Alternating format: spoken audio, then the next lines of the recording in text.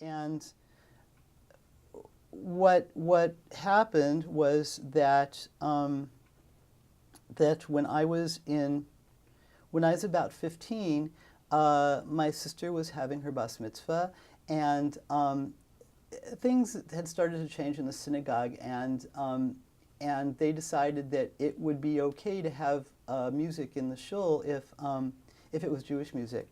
And so with a couple of classmates of mine, I put together a band. And most of what we played was Israeli folk dance music, of course.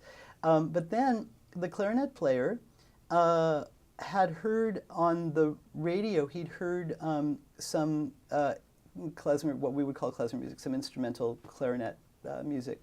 And he found these books, the Cayman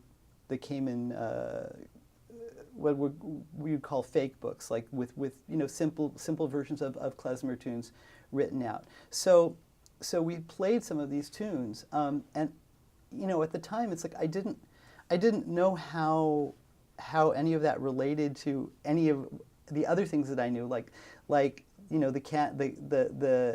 cantor in the shul that we went to, for instance, was a very old, kind of an old-fashioned cantor. I had no idea that how it really related to what he was singing. Or this old gentleman in his 80s who taught bar mitzvah boys Torah reading, and so I didn't know how it related to him. And it wasn't until later that I found out how all this stuff was connected. But that was sort of the way I started to get into Yiddish music was through that.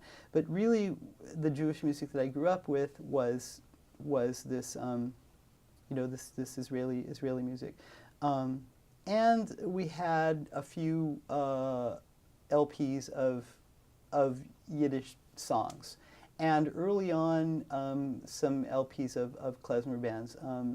The first Klezmer record, the Klezmer Conservatory Band record, and things like that.